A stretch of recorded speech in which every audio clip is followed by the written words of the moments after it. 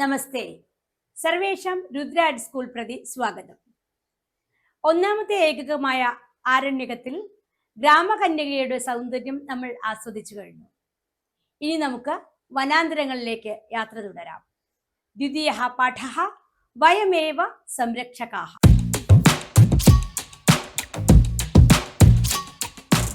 വയമേവ സംരക്ഷകാഃ. വയം ഏവ സംരക്ഷകാഃ. നമ്മൾ തന്നെയാണ് സംരക്ഷകർ. എന്തിൻ്റെ സംരക്ഷകരാണ് നമ്മൾ? നമുക്ക് നോക്കാം. ദ്വിതീയഃ പാഠഃ വയമേവ സംരക്ഷകാഃ. പ്രവേശകം. വനസ്യ മനോഹരം ചിത്രം പശ്യതു. വനത്തിൻ്റെ മനോഹരമായിട്ടുള്ളൊരു ചിത്രം നമുക്ക് ഇവിടെ കാണാം. ചിത്രേ കേ കേ സന്തി. ഈ ചിത്രത്തിൽ ആരൊക്കെയാണ് നമുക്ക് കാണാൻ സാധിക്കുന്നത്? വന്യമൃഗാഃ പക്ഷിണഃ ലഘുപ്രാണിനഃ ച സന്തി. ഈ മനോഹരമായ ചിത്രത്തിൽ വന്യമൃഗങ്ങളുണ്ട്, പക്ഷികളുണ്ട്, ചെറിയ പ്രാണികളും ഉണ്ട്. തേ വനമാശ്രിത്യ ജീവന്തി. അവര് ഈ വന്യമൃഗങ്ങളും പക്ഷികളും ലഘുപ്രാണികളൊക്കെ വനമാശ്രിത്യ, കാടിനെ ആശ്രയിച്ചാണ് ജീവിക്കുന്നത്. കേ വനം ദൃഷ്ടവന്തഃ. ആരൊക്കെയാണ് കാട് കണ്ടിട്ടുള്ളത്? വനസ്യ ആവശ്യകതാക്ക. എന്താണ് വനത്തിന്റെ ആവശ്യം?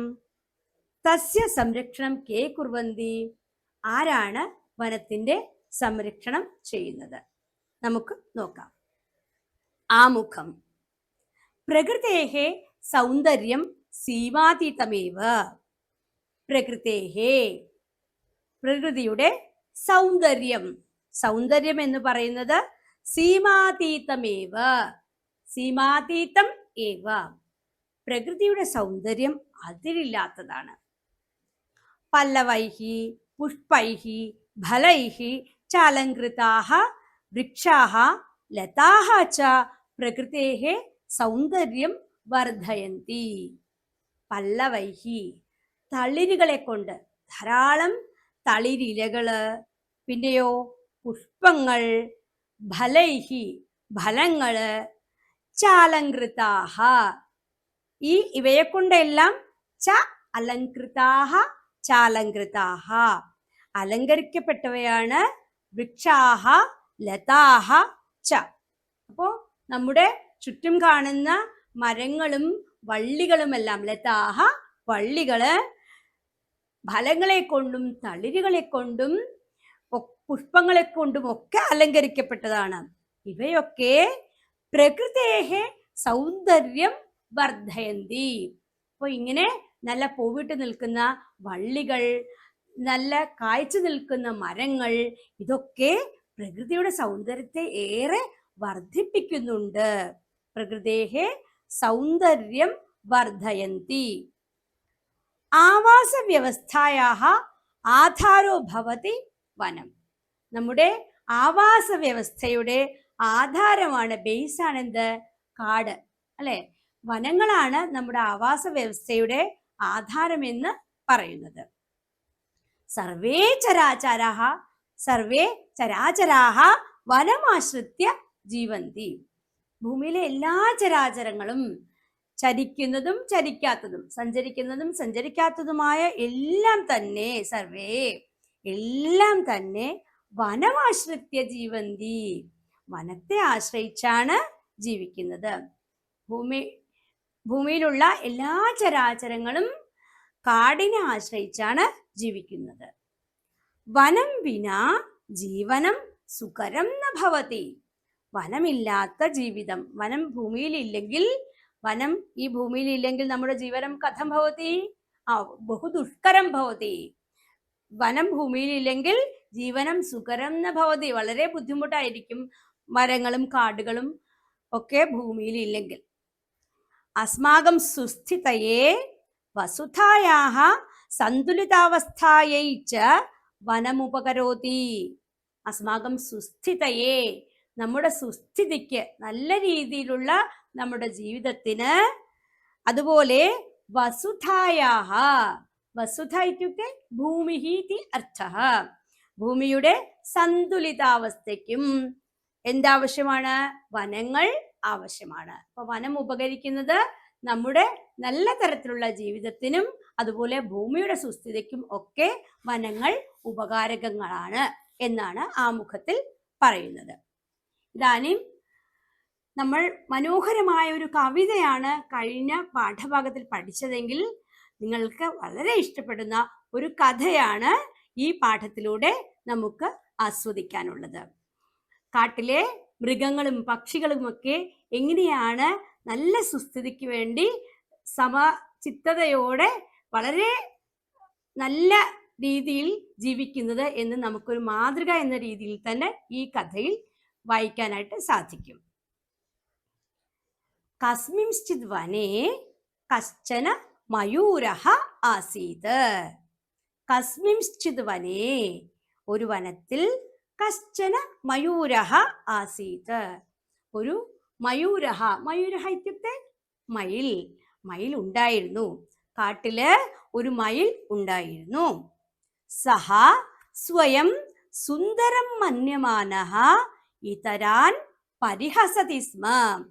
സഹ മയൂരഃ, ആ മയിൽ സ്വയം സുന്ദരം മന്യമാനഃ, ഞാനൊരു വലിയ സുന്ദരനാണ് എന്ന് വിചാരിച്ചിട്ട്, മന്യമാനഃ എന്ന് സ്വയം വിചാരിച്ചിട്ട്, ഇതരാൻ, ഇതരാൻ ഇത്യുക്തെ അന്യാൻ, മറ്റുള്ളവരെ, ഇതരാൻ മറ്റുള്ളവരെ, പരിഹസതി സ്മ, പരിഹസിക്കുമായിരുന്നു.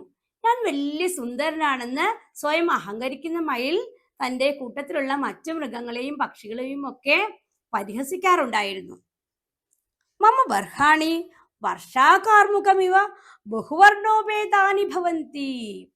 മമ ബർഹാണി, എൻ്റെ, ബർഹാണി ഇത്യുക്തെ മയിൽപ്പീലി, എൻ്റെ മയിൽപ്പീലികൾ വർഷാകാർമുകമിവ, മഴവില്ല് പോലെ, വർഷാകാർമുകം ഇവ, മഴവില്ല് എന്നതുപോലെ, ബഹുവർണോപേതാനി ഭവന്തി, വിവിധ വർണ്ണത്തിലുള്ളതാണ്.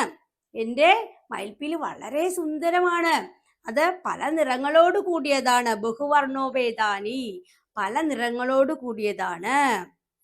അഹം ഇവ നർത്തനം കർത്തും ന കോപി ശക്നോതി. അഹം ഇവ, എന്നെ പോലെ, നർത്തനം കർത്തും, നൃത്തം ചെയ്യുവാൻ, എന്നെ പോലെ നൃത്തം ചെയ്യുവാൻ, ന കോപി ശക്നോതി, ആർക്കും കഴിയില്ല. ഇത്യേവം ചിന്തയിത്വാ ഗർവിഷ്ഠഃ സഹ കാനനെ സഞ്ചരതി സ്മ.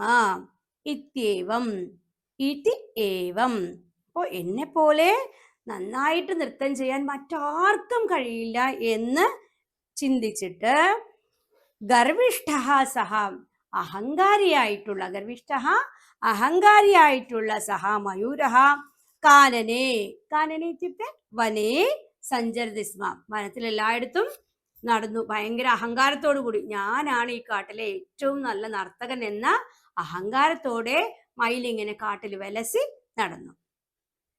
ഏകദാ കശ്ചന കാകഃ വേഗേന ആഗത്യ ഏവമവദത്. ഏകദാ, ഒരിക്കൽ, കശ്ചന കാകഃ, ഒരു കാക്ക, വേഗേന അഗത്യ, പെട്ടെന്ന് എത്തിയിട്ട്, ഏവം അവതത്, ഏവം അവതത്, ഇങ്ങനെ പറഞ്ഞു. എന്താ പറഞ്ഞത്? അയി മിത്രാണി കശ്ചന മാനവഃ അസ്മാകം വനം നാശയതി. ഐ മിത്രാണി, അല്ലയോ കൂട്ടുകാരെ, കശ്ചന മാനവഃ, ഒരു മനുഷ്യൻ, മാനവ മനുഷ്യഃ, അസ്മാകം വനം നാശയതി, നമ്മുടെ കാടിനെ ഇതാ ഒരു മനുഷ്യൻ നശിപ്പിക്കുന്നു. അത് കേട്ടിട്ട് വാനരഹ അഹോ കഥം, വാനരൻ ചോദിക്കുകയാണ്, അയ്യോ എങ്ങനെയാണ് മനുഷ്യൻ നമ്മുടെ കാടിനെ നശിപ്പിക്കുന്നത്? കഥം, എങ്ങനെയാണ് കാടിനെ ഈ മനുഷ്യൻ നശിപ്പിക്കുന്നത്? കാക്കഹ, കാക്ക മറുപടി പറഞ്ഞു, മാനവഃ വൃക്ഷസ്യ ഛേദനം കുർവന്നാസീത്. കാട്ടിൽ എന്താ ഉള്ളത്? ധാരാളം മരങ്ങളുണ്ട്, വള്ളികളുണ്ട്, അല്ലേ? അപ്പൊ ഈ കാട്ടിലെ മരത്തിനെ എന്ത് ചെയ്യാണ്? ഛേദനം, ഛേദനം ഇത്യുക്തെ മുറിക്കുകയാണ്. ഛേദനം കുർവന്നാസീത്, മരത്തിനെ മുറിക്കുകയായിരുന്നു. കുറുവൻ ആസീത്, കുറുവന്നാസീത്. അപ്പൊ മനുഷ്യൻ കാട്ടിലെ മരത്തിനെ മുറിച്ചുകൊണ്ടിരിക്കുകയാണ്. തത് പതിത്വാ മയൂരസ്യ നീടം ഭഗ്നമഭവത്. ആ മരം താഴെ വീണിട്ട്, തത് പതിത്വാ, തത് പതിത്വാ, പതിത്വാ വീണിട്ട്, മയൂരസ്യ നീടം, ഈ മയിലിന്റെ നീടം, നീടം ഇത്യുക്തെ കൂട്, മയിലിന്റെ കൂട്, ഭഗ്നം അഭവത്, തകർന്നുപോയി. ഭഗ്നം അഭവത്, തകർന്നുപോയി. ഈ മരം വെട്ടിയിട്ടപ്പോ അത് മയിലിന്റെ കൂടിന്റെ മേലെയാണ് വീണത്. അപ്പോ മയിലിന്റെ കൂട് തകർന്നുപോയി. മയൂരഹ ദീനം രോദിതി, അല്ലെ, കൂട് നഷ്ടപ്പെട്ടപ്പോ അഹങ്കാരിയായിട്ടുള്ള മയിലാണ്, ഞാനാണ് കാട്ടിലെ ഏറ്റവും വലിയ നർത്തകൻ എന്നൊക്കെ അഹങ്കരിച്ച് നടന്നിരുന്നു. പക്ഷേ സ്വന്തം കൂട് നഷ്ടപ്പെട്ടപ്പോൾ മയൂരഹ, മയില്, ദീനം രോദിതി, വളരെ സങ്കടപ്പെട്ട് കരഞ്ഞു. രോദിതി, കരയുന്നു. അങ്ങനെ മയിലിതാ കരഞ്ഞുകൊണ്ടിരിക്കുകയാണ് എന്നാണ് കാക്ക വേഗത്തിൽ ഓടി വന്ന് അറിയിച്ചത്. തശ്രുത്വാ ഗജഃ അവദത്, തത് ശ്രുത്വാ. അപ്പൊ ഇങ്ങനെ കാക്ക പറഞ്ഞത് കേട്ടിട്ട് ഗജഃ അവദത്, ആന പറഞ്ഞു. ആന എന്താ പറഞ്ഞേ? യദ്യപി മയൂരഃ അസ്മാൻ പരിഹസതി. മയിൽ എപ്പോഴും എന്ത് ചെയ്യാറുണ്ട്? മറ്റു മൃഗങ്ങളെയും പക്ഷികളെയൊക്കെ കളിയാക്കും, അല്ലെ? എന്താണ്? ഞാനാണ് ഈ കാട്ടിലെ ഏറ്റവും വലിയ സുന്ദരൻ, ഞാനാണ് ഏറ്റവും നല്ല നർത്തകൻ എന്നൊക്കെ കളിയാക്കും. അങ്ങനെയൊക്കെ യദ്യപി മയൂരഃ അസ്മാൻ പരിഹസതി, മയിൽ നമ്മളെ കളിയാക്കാറൊക്കെ ഉണ്ട്. എന്നാലും തഥാപി, യദ്യപി തഥാപി, യദ്യപി മയൂരഃ അസ്മാൻ പരിഹസതി തഥാപി, മയിൽ നമ്മളെ കളിയാക്കാറുണ്ടെങ്കിലും സഹ അസ്മാസു അന്യതമോസ്തി, സഹ മയൂരഃ, ആ മയില്, അസ്മാസു നമ്മളിൽ, അന്യതമോസ്തി, അന്യതമഃ അസ്തി, നമ്മളിൽ ഒരാളാണ്. അന്യതമഃ നമ്മുടെ കൂട്ടത്തിൽ ഒരാളാണ് ഈ മയില്. അതഃ തസ്യ സാഹായ്യം അസ്മാകം കർത്തവ്യമേവ, അതുകൊണ്ട് ഈ മയിലിനെ ഇപ്പോൾ സഹായിക്കേണ്ടത്, തസ്യ സാഹായ്യം അസ്മാകം കർത്തവ്യമേവ, നമ്മുടെ കടമയാണ്. ഇങ്ങനെ സ്വന്തം കൂട് നഷ്ടപ്പെട്ട് കരയുന്ന മയിലിനെ സഹായിക്കേണ്ടത് നമ്മുടെ കടമയാണ് എന്ന് പറഞ്ഞു. ആര്? ഗജഃ. ഗജസ്യ വചനം സർവേ അംഗീചക്രുഹു, ആനയുടെ വാക്കുകൾ സർവേ, കാട്ടിലെ എല്ലാ മൃഗങ്ങളും അംഗീചക്രുഹു, അംഗീകരിച്ചു. സർവേ പശവഃ ഏകീഭൂയ മാനവം ആക്രമിതവന്തഃ.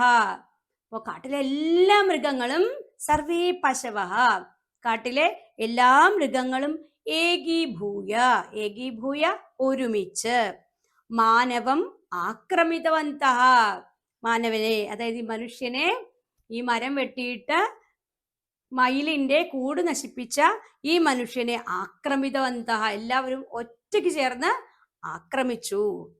തേഷാം ആക്രമണം സോഠും അശക്തഃ സഹ, ഈ മൃഗങ്ങളുടെ ആക്രമണം സോഠും അശക്തഃ, സഹിക്കുവാൻ കഴിയാതെ, സഹ മാനവഃ പ്രാണരക്ഷാർത്ഥം തതഃ പലായനം അകരോത്, പ്രാണരക്ഷാർത്ഥം, ജീവൻ രക്ഷിക്കാൻ വേണ്ടിയിട്ട്, തതഃ അവിടെ നിന്ന്, പലായനം അകരോത് ഓടിപ്പോയി.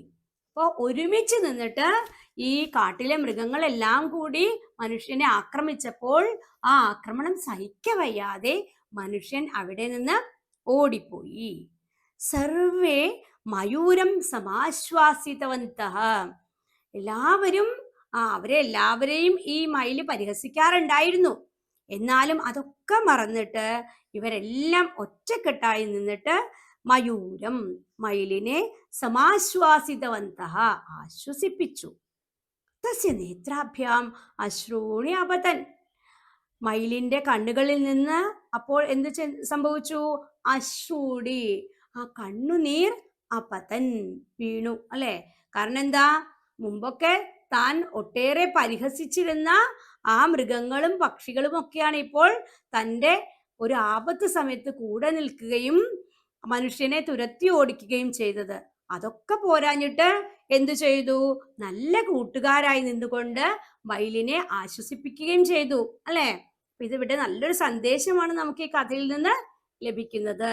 നമ്മൾ എല്ലാവരും ഒരുമിച്ച് നിൽക്കുകയും അതേസമയം നമ്മളോട് എന്തെങ്കിലും തരത്തിൽ ചെറിയ പ്രയാസങ്ങൾ ഉണ്ടാക്കിയിട്ടുണ്ടെങ്കിൽ പോലും നമ്മുടെ കൂടെ നിൽക്കാൻ, നമ്മുടെ സുഹൃത്തുക്കളുടെ ഒപ്പം നിൽക്കാൻ നമ്മൾക്ക് കഴിയുകയും വേണം. അതെല്ലാം മറന്നുകൊണ്ട് അവരെ തോളോട് തോൾ ചേർന്ന് നമ്മൾ ഒന്നിച്ചു നിൽക്കണം എന്നൊരു നല്ല സന്ദേശം കൂടി ഇവിടെ നമുക്ക് ഈ കഥയിൽ നിന്ന് ലഭിക്കുന്നുണ്ട്.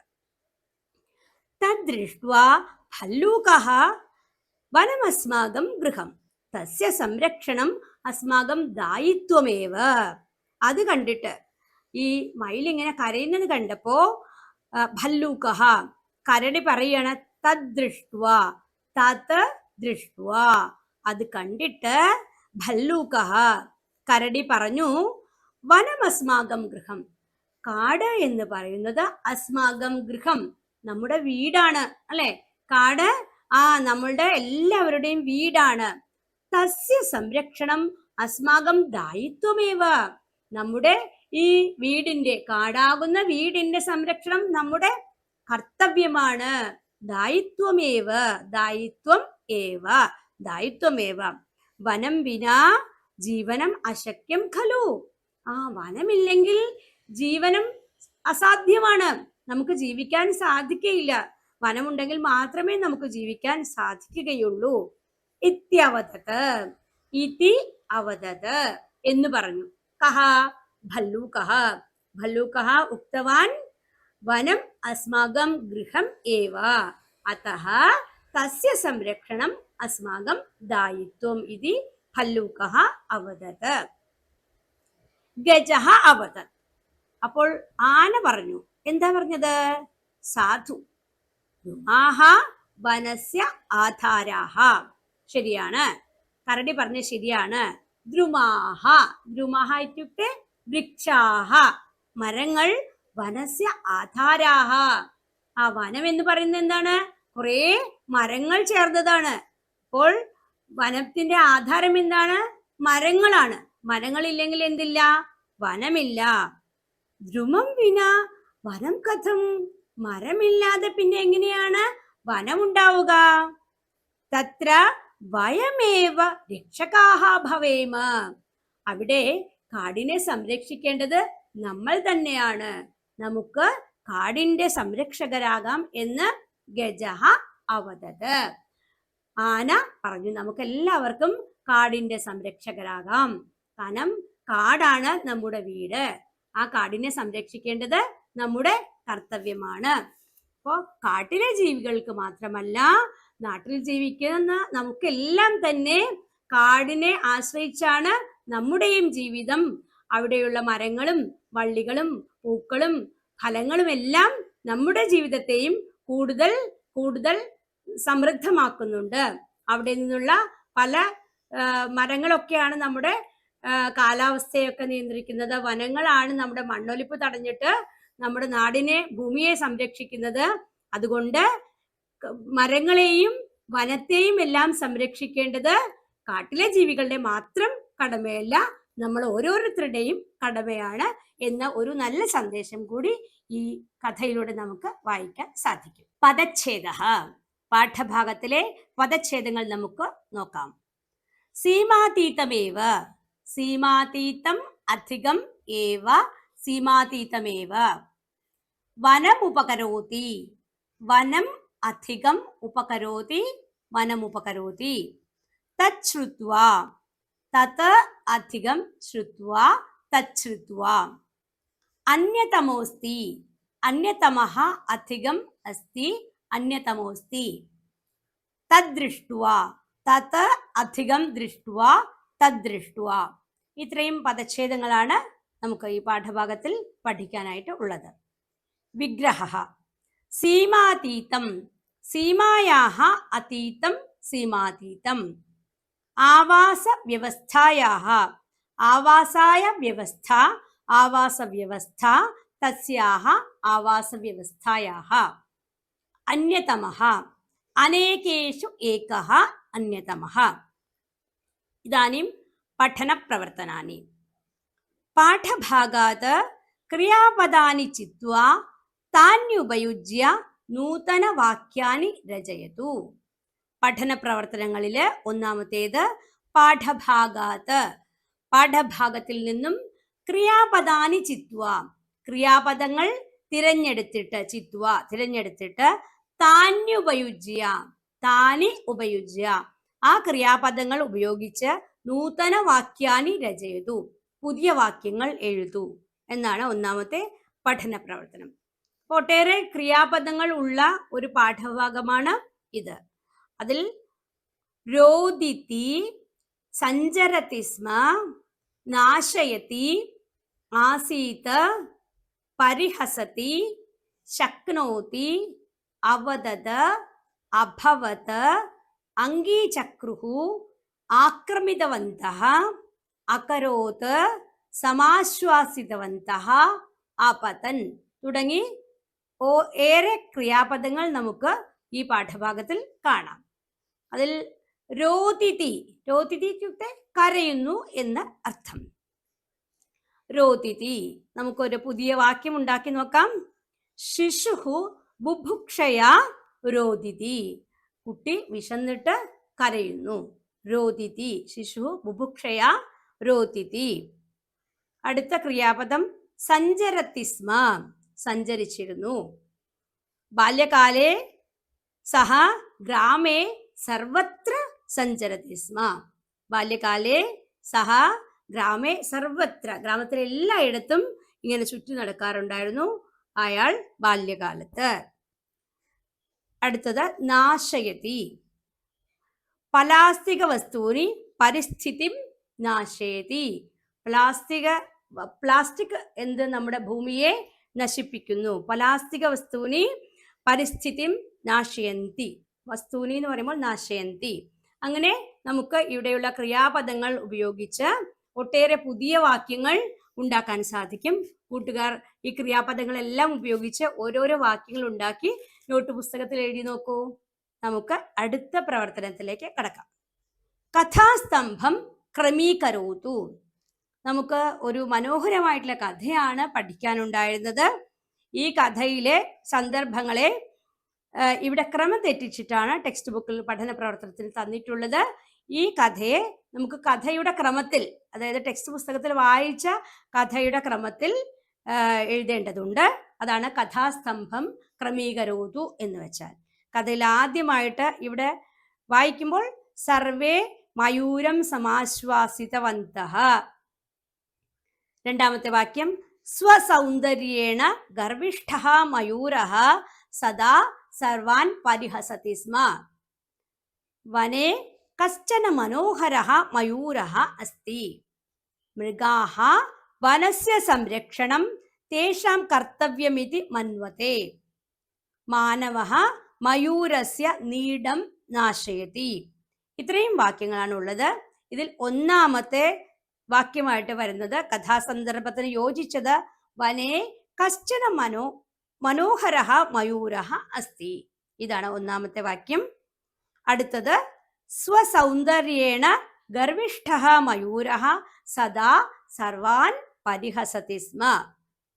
അടുത്ത വാക്യം മാനവഃ മയൂരസ്യ നീഡം നാശയതി. നാലാമത്തെ വാക്യം സർവേ മയൂരം സമാശ്വാസിതവന്തഃ. അടുത്തത് മൃഗാഃ വനസ്യ സംരക്ഷണം തേഷാം കർത്തവ്യമിതി മന്വത്തെ. ഇങ്ങനെ നമുക്ക് കഥാസ്തംഭത്തെ ക്രമീകരിക്കാം. അടുത്ത പ്രവർത്തനം പാഠഭാഗം പഠിത്വാ ത്വാന്ത ല്യബന്ധ തുമുന്നന്താനി അവ്യയപദാനി ചിത്വാ പട്ടികാം പൂരയതു.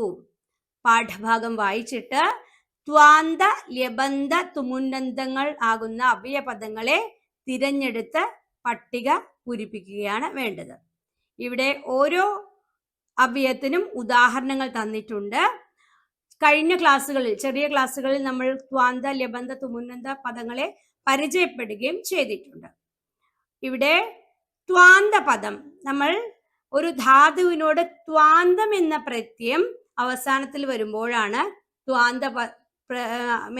ത്വാന്തം അവ്യയം ഉണ്ടാവുന്നത്. ഇവിടെ ഉദാഹരണം തന്നിരിക്കുന്നത് ഗൃഹീത്വ എന്നതാണ്.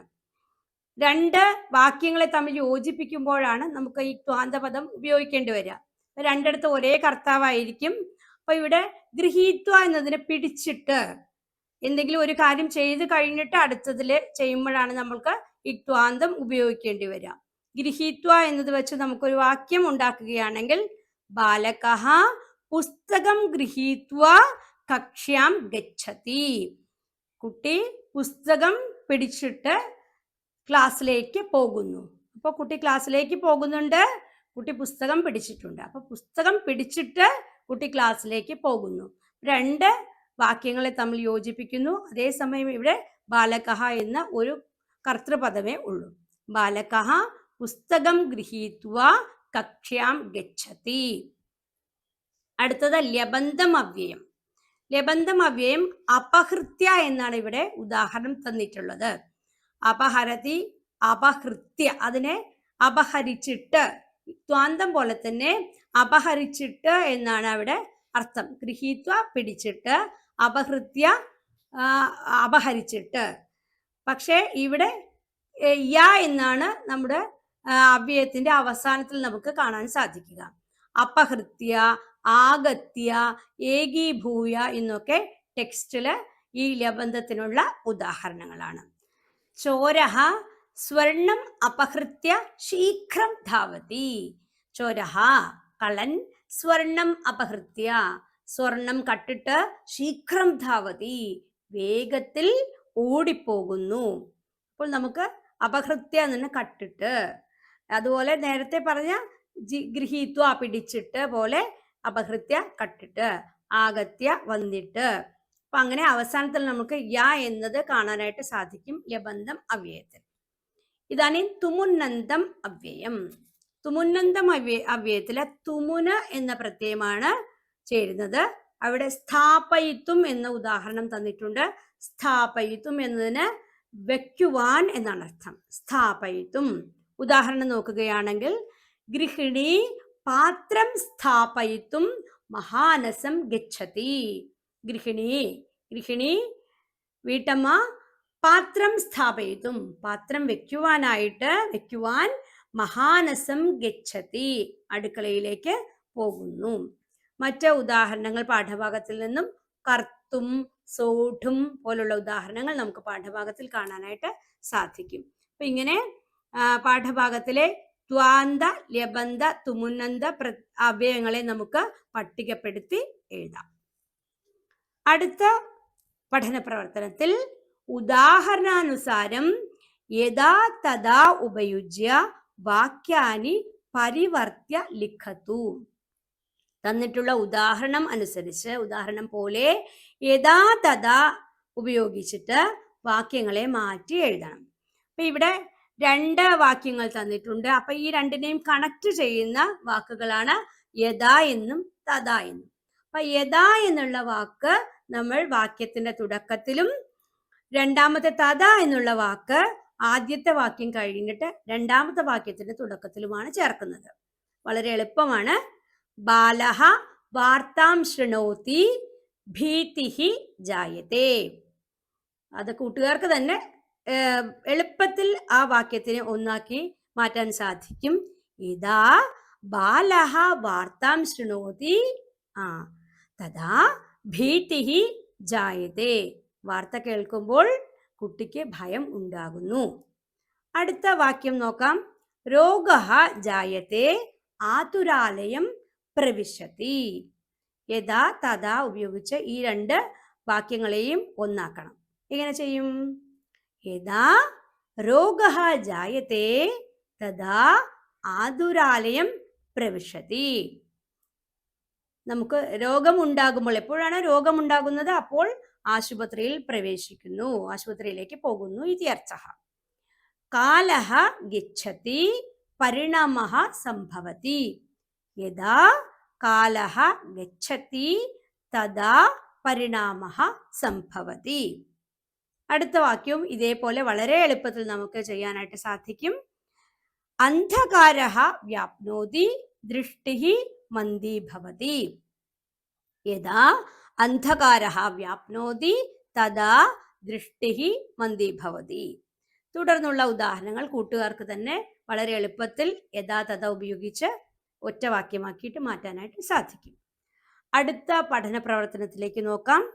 ഉദാഹരണാനുസാരം ലകാരം പരിവർത്തിയ ലിഖതു. ഉദാഹരണമനുസരിച്ച് ലകാരത്തെ പരിവർത്തനം ചെയ്ത് മാറ്റിയിട്ട് എഴുതണം. ഇവിടെ ലട്ട് എന്നുള്ള ലകാരം, ലട്ട് എന്ന് വെച്ചാൽ വർത്തമാനകാല ക്രിയയാണ്. ഇതിനെ നമ്മൾ ഇങ്ങനെ ഭൂതകാല ക്രിയയാക്കിയിട്ട് ലങ്ങാക്കിയിട്ട് മാറ്റുകയാണ് വേണ്ടത്. ഉദാഹരണം ഇതാണ്: ഗജഃ മൃഗാൻ വദതി. ഗജഃ മൃഗാൻ വദതി.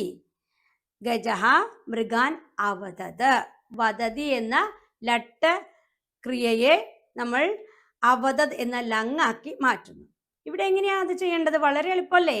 വദതി എന്നതിലെ തി എന്നതിനെ നമ്മൾ ത് എന്നാക്കും. അതുപോലെ വദതി എന്നുള്ളതിന് മുമ്പില് ആ ചേർക്കും. അപ്പൊ അ വദത്, അവദത്. ഗജഃ മൃഗാൻ അവദത്. ഗജഃ മൃഗാൻ വദതി. ഗജഃ മൃഗാൻ അവദത്. ഇനി മറ്റു വാക്യങ്ങൾ നോക്കൂ. അരുണിമ ഗീതം ഗായതി. അരുണിമ ഗീതം ഗായതി.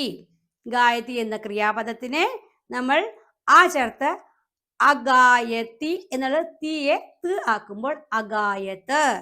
അരുണിമ ഗീതം അഗായത്ത്.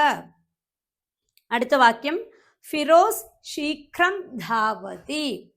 ഫിറോസ് ശീഘ്രം അധാവത്. എന്നാൽ അത് ലങ്ങായി മാറിക്കഴിഞ്ഞു. കത്രീന വാഹനം മന്ദം ചാലയതി. കത്രീന വാഹനം മന്ദം അചാലയത്. അടുത്ത വാക്യം: പ്രശാന്തഃ ചലച്ചിത്രം പശ്യതി. പ്രശാന്തഃ ചലച്ചിത്രം അപശ്യത്. ആരിഫ മിത്രായ പുസ്തകം ദദാതി. ആരിഫ മിത്രായ പുസ്തകം അദദാത്. അങ്ങനെ നമുക്ക് ലട്ടിനെ ലങ്ങാക്കി മാറ്റി ഈ വാക്യങ്ങളെയും പരിവർത്തനം ചെയ്യാം. അടുത്തത് അനുബന്ധമാണ്. അനുബന്ധം പഠിത്വാ ഗ്രന്ഥകാരാണാം കൃതീനാം ച പട്ടികാം നിർമ്മാതു. അനുബന്ധത്തില് നമുക്ക് കുറച്ച് ഗ്രന്ഥകാരന്മാരെയും അതുപോലെ അവരുടെ കൃതികളെയും തന്നിട്ടുണ്ട്. അതിനെ പട്ടികപ്പെടുത്തി എഴുതുകയാണ് വേണ്ടത്. ഗ്രന്ഥകാരനും അവരെഴുതിയിട്ടുള്ള ഗ്രന്ഥവും. നമുക്ക് ഇവിടെ കുറച്ച് വാക്യങ്ങൾ വായിക്കാനുണ്ട്. സംസ്കൃത സാഹിത്യം ഗദ്യപദ്യമിശ്രൈഹി കാവ്യൈഹി സമ്പുഷ്ടം ഭവതി. സംസ്കൃത കാവ്യം, സാഹിത്യം എന്ന് പറയുന്നത് ഗദ്യപദ്യ മിശ്രണങ്ങളായിട്ടുള്ള കാവ്യങ്ങളെ കൊണ്ട് സമ്പുഷ്ടമാണ്, സമ്പന്നമാണ്. ഏറെ ഗദ്യകാവ്യങ്ങളും പദ്യകാവ്യങ്ങളും ഒക്കെ നമുക്ക് സംസ്കൃത സാഹിത്യത്തിൽ ഉണ്ട്. പദ്യകാവ്യാനി സുവിദിതാനി ഖലു.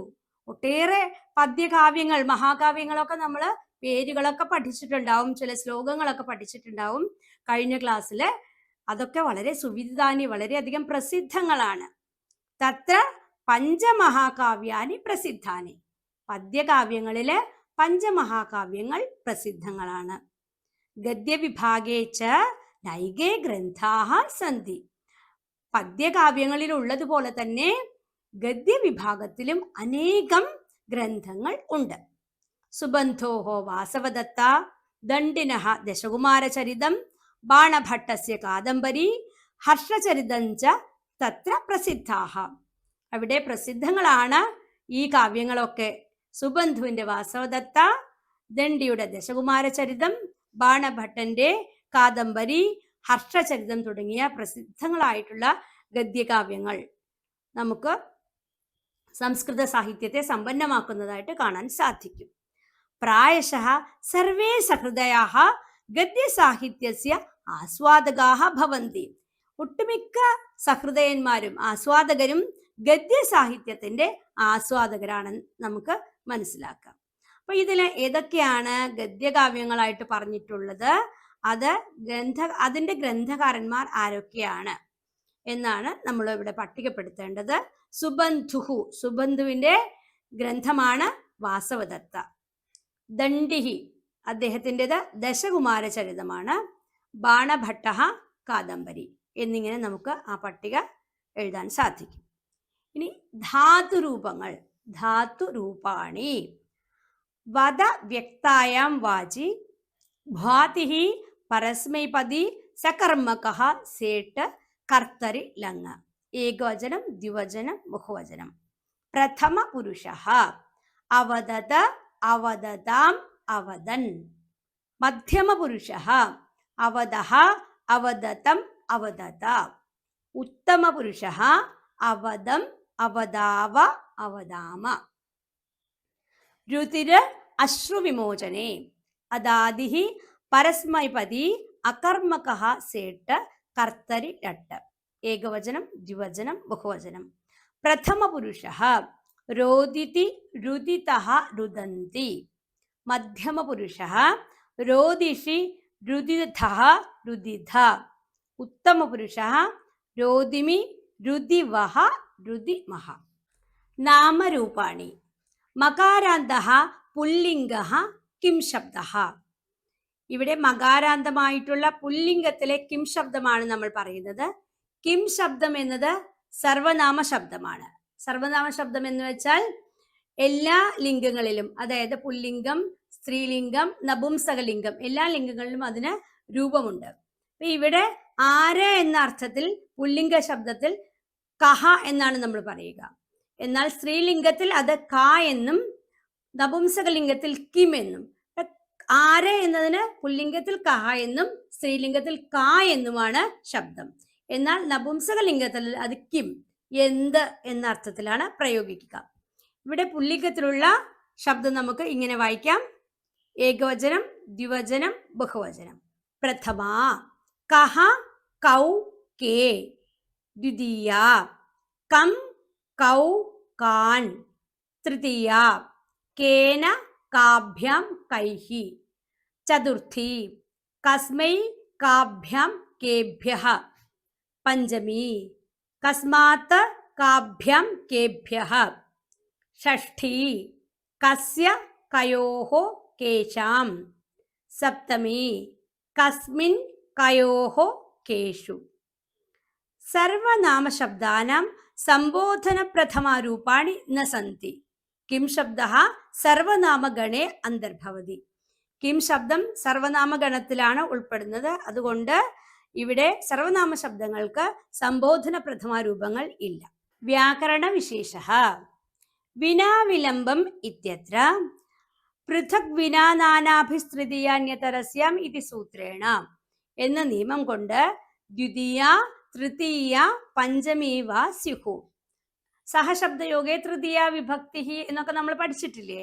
അതുപോലെ വിന എന്ന ശബ്ദത്തിന്റെ യോഗത്തിൽ ദ്വിതീയ വിഭക്തി, തൃതീയ വിഭക്തിയും പഞ്ചമി വിഭക്തിയും പ്രയോഗിച്ച് കാണാറുണ്ട്. ഒരു ഉദാഹരണം നോക്കുകയാണെങ്കിൽ ജലം വിന മത്സ്യാഹ ന ജീവന്തി. വിന എന്നതിന് കൂടാതെ എന്നാണ് അർത്ഥം. അപ്പൊ ഇവിടെ ജലം കൂടാതെ മത്സ്യങ്ങൾ ജീവിക്കുകയില്ല. അതേപോലെ നമുക്ക് അതിനെ തൃതീയ വിഭക്തിയിലും പ്രയോഗിക്കാം. ജലേന വിന മത്സ്യാഹ ന ജീവന്തി. പഞ്ചമി വിഭക്തിയിൽ ജലാത് വിന മത്സ്യാഹ ന ജീവന്തി. അപ്പൊ വിന ശബ്ദത്തിന്റെ യോഗത്തിൽ ദ്വിതീയ, തൃതീയ, പഞ്ചമി എന്നീ വിഭക്തികൾ വരും. അടുത്തത് സഞ്ചരതി സ്മ ഇത്യത്ര സ്മയോഗേ ഭൂതാനദ്യതന പരോക്ഷേ ലട്ട്. ലട്ട് സ്മേ എന്നുള്ള സൂത്രം കൊണ്ട്, എന്നുള്ള നിയമം കൊണ്ട് സഞ്ചരതി സ്മ എന്ന് നമ്മൾ പ്രയോഗിക്കാറുണ്ട്. വാനരസ്യ പൃഷ്ഠതഃ ഇത്യത്ര പൃഷ്ഠതഃ ഇത്യസ്യ യോഗേ ഷഷ്ഠി വിഭക്തി. വാനരസ്യ പൃഷ്ഠതഃ എന്നുള്ളിടത്ത് പൃഷ്ഠതഃ എന്നുള്ള യോഗത്തിൽ ഷഷ്ഠി വിഭക്തി വരും. ഷഷ്ഠ്യസദർത്ഥ പ്രയോഗേ എന്നാണ് ഇവിടെ നിയമം അഥവാ സൂത്രം. ഇതാനും കോശഃ പശ്യതു. വസുധ സർവം സഹ വസുമതി വസുധ ഉർവി വസുന്ധര. വ്യാധഃ വ്യാധഃ മൃഗവധാ ജീവഃ മൃഗായുഃ ലുബ്ധകഃ. വ്യാധോ മൃഗവധാ ജീവോ മൃഗായുർ ലുബ്ധകോപി സഹ എന്ന കോശം. വനം അടവ്യരണ്യം വിപിനം ഗഹനം കാനനം വനം. അടവി, അരണ്യം, വിപിനം, ഗഹനം, കാനനം, വനം എന്ന കോശത്തിൽ നമുക്ക് വായിക്കാം. ഇതാനും പശ്യതു. നമ്മൾ വയമേവ സംരക്ഷകാഹ എന്ന വളരെ മനോഹരമായിട്ടുള്ളൊരു കഥയാണ് ഈ പാഠഭാഗത്തിൽ പഠിച്ചത്. നല്ല സന്ദേശങ്ങൾ ഉൾക്കൊള്ളുന്ന വനങ്ങളെ നമ്മൾ സംരക്ഷിക്കേണ്ടതാണ് എന്ന നമ്മുടെ കർത്തവ്യത്തെ ബോധ്യപ്പെടുത്തി തരുന്ന ഒരു നല്ല പാഠഭാഗമായിരുന്നു. അതുപോലെ നമ്മുടെ കൂടെ ജീവിക്കുന്ന എല്ലാ ജീവികളെയും അവരുടെ ആപത്തിൽ സംരക്ഷിക്കുക എന്നതും നമ്മുടെ കർത്തവ്യമാണ് എന്ന് ഈ പാഠഭാഗം നമുക്ക് പറഞ്ഞു തന്നു. അങ്ങനെ നമുക്ക് ജീവിക്കാൻ വേണ്ടി എല്ലാം തന്നെ തയ്യാറാക്കി വച്ചിരിക്കുന്ന ഈ ഭൂമിയെ സംരക്ഷിക്കേണ്ടതും നമ്മുടെ കർത്തവ്യമാണ്. അതിൻ്റെ സുസ്ഥിതി നമ്മുടെ കൈകളിലാണ്. പശ്യതു. അവാച്യവൃത്തിർഹി ഭൂമേഹേ രക്ഷ്യാ സന്തുലിത സ്ഥിതി. ഈ ഭൂമിയുടെ സന്തുലിതമായിട്ടുള്ള സ്ഥിതിയെ സംരക്ഷിക്കേണ്ടത് നമ്മുടെ കടമയാണ്. വയമേവ സംരക്ഷകാഹ, നമ്മൾ എല്ലാവരും ഈ ഭൂമിയുടെ സംരക്ഷകരാകേണ്ടതുണ്ട് എന്ന് ഓർമ്മിപ്പിച്ചുകൊണ്ട് ഈ പാഠഭാഗം ഇവിടെ അവസാനിക്കുന്നു. അടുത്ത പാഠഭാഗവുമായി അടുത്ത എപ്പിസോഡിൽ കാണാം. വന്ദേ സംസ്കൃത മാതരം.